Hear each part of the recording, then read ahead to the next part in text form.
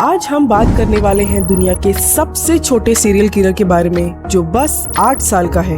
इस उम्र में बच्चों को पता ही नहीं होता है कि मौत क्या है और जिंदगी क्या है, पर इस 8 साल के बच्चे ने 3 लोगों को बड़ी बेरहम तरीके से मार डाला।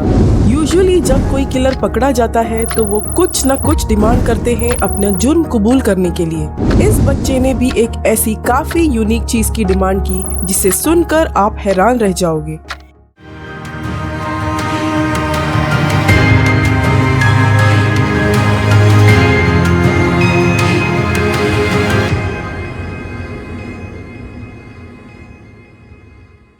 ये इंसिडेंट होता है बिहार के छोटे से गांव मूसाहरी में। यहाँ के लोग काफी गरीब थे और लेबर का काम वगैरह करके गुजारा करते थे। क्योंकि ये एक छोटा सा गांव था, इसीलिए गांव के सब लोग एक दूसरे को अच्छे से जानते थे। हर घर के बच्चे एक दूसरे के साथ मिलकर खेला करते थे। और फिर 2006 में इस गांव के साडा फैमिली में एक अजीब घटना घटती है। इस घर में से उनकी 6 साल की बच्ची अचानक से गायब हो जाती है। पर ये फैमिली वाले इतने अजीब होते हैं कि ये पुलिस कंप्लेंट नहीं करते हैं और ना ही किसी को गांव में ये बात बताते हैं। पर क्योंकि सारे बच्चे मिलकर खेला करते थे, इसीलिए ये बात गांव वालों से छुप नहीं सकी। कुछ दिनों बाद एक और 8 महीने की लड़की इस गांव से गायब हो जाती है, और वो भी इसी सेम साडा फैमिली की ही थी, जिनकी पहले ऑलरेडी एक 6 साल की लड़की गायब हो गई थी। ये फैमिली वाले फिर पुलिस में कंप्लेंट नहीं करते हैं, पर गांव वालों को ये बात भी पता चल जाती है। अब गांव में काफी तनाव और दहशत का माहौल था, क्योंकि 6 महीने के अंदर अंदर 2 लड़कियां गायब हो चुकी थी। फिर 3 महीनों बाद एक और 6 महीने की लड़की गायब हो जाती है, पर इस बार ये लड़की साडा फैमिली की नहीं थी। उसी गांव में एक औरत रहती थी जिसकी बेटी का नाम था खुशबू, जो सिर्फ 6 महीने की थी। ये औरत गांव के स्कूल में पढ़ाती थी और अपनी बेटी खुशबू को भी साथ लाती थी। एक दिन उसे कुछ काम याद आया, तो वो खुशबू को वहीं स्कूल में सुलाकर अपने घर चली गई कुछ अर्जेंट काम के लिए। जब वो वापस आई तो खुशबू वहां से गायब थी। उसने खुशबू को पूरे गांव में ढूंढा, पर खुशबू का कोई नामो निशान नहीं मिला। खुशबू की मां मुसाहरी पुलिस स्टेशन पहुंचती है और अपनी बेटी के मिसिंग कंप्लेंट फाइल करती है। ये पहली बार था जब किसी लड़की के गायब होने की मिसिंग कंप्लेंट की गई थी।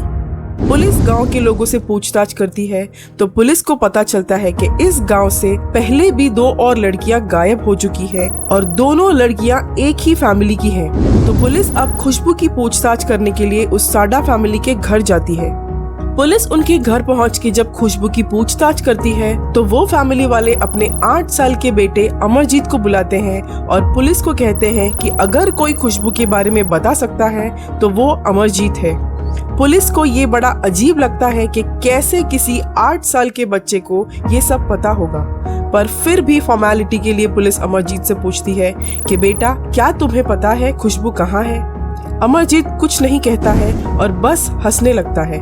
पुलिस को लगता है कि वो अपना टाइम वेस्ट कर रहे हैं, पर साडा फैमिली वाले फिर बोलते हैं कि अमरजीत ही बता सकता है। पुलिस वाले फिर अमरजीत से पूछते हैं खुशबू के बारे में, पर फिर से वो हंसने लगता है। ये सिलसिला 2-3 बार चलता है। फिर अचानक से अमरजीत कहता है, अगर मुझे बिस्किट दोगे तो मैं बताऊंगा खुशबू कहाँ है। पुलिस वाले फौरन बाहर से एक बिस्किट का पैकेट अमरजीत के लिए ले आते हैं और अमरजीत उसे खाने लगता है। पुलिस वाले फिर पूछते हैं, अब बताओ खुशबू कहाँ है? अमरजीत कहता है, मैंने उसे मार कर सुला दिया है। पुलिस ये सुनकर हैरान हो जाती है, पर अमरजीत के परिवार वालों का कोई रिएक्शन नहीं होता है। पुलिस फिर पूछती है खुशबू के बारे में और अमरजीत फिर से वही जवाब देता है कि मैंने उसे मार कर सुला दिया है। पुलिस पूछती है कि कहाँ सुलाया तुमने उसे? अमरजीत कहता है, आओ मैं तुम्हें वहाँ ले चलता हूँ। अमरजीत पुलिस को उस स्कूल के पीछे एक सुनसान जगह में ले जाता है और झाड़ियों की तरफ इशारा करके कहता है, मैंने उसे वहां सुलाया है। पुलिस अमरजीत की बताई जगह में जाती है तो वहां एक छोटा गड्ढा था जिसे घास से कवर किया गया था। पुलिस घास हटाती है तो वहां 6 महीने की खुशबू की लाश मिलती है। पुलिस को समझ ही नहीं आता कि वो अब क्या करें। वो जो देख रहे थे उन्हें उस पर विश्वास ही नहीं हो रहा था। पुलिस समझ ही नहीं पा रही थी कि कैसे बस एक 8 साल का बच्चा जो बस हंसता रहता है वो एक कत्ल कर सकता है।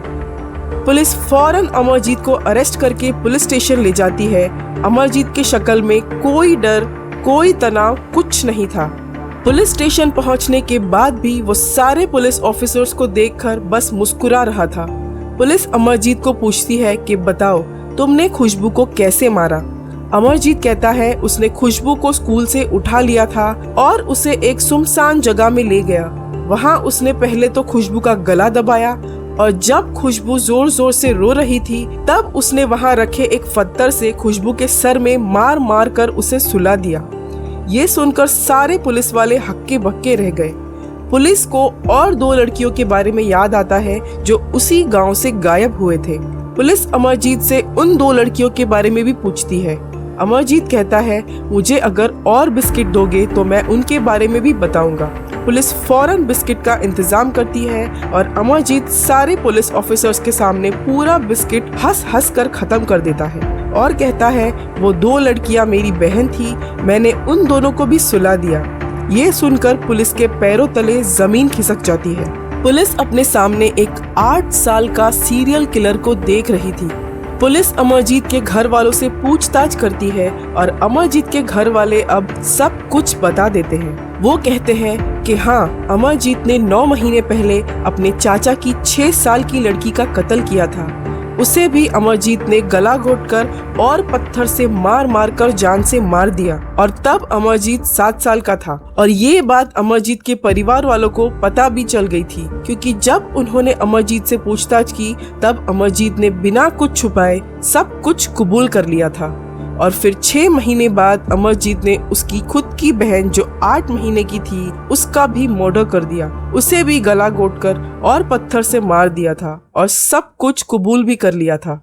पुलिस ने अमरजीत के परिवार वालों को पूछा कि अगर आपको ये सब ऑलरेडी पता था तो आपने पुलिस में कंप्लेंट क्यों नहीं की। तो उन्होंने कहा कि जब अमरजीत ने पहला मर्डर किया तब उन्हें लगा कि ये अमरजीत से गलती से हो गया होगा किसी बहस के चलते, इसीलिए उन्होंने उसे समझा बुझा कर छोड़ दिया।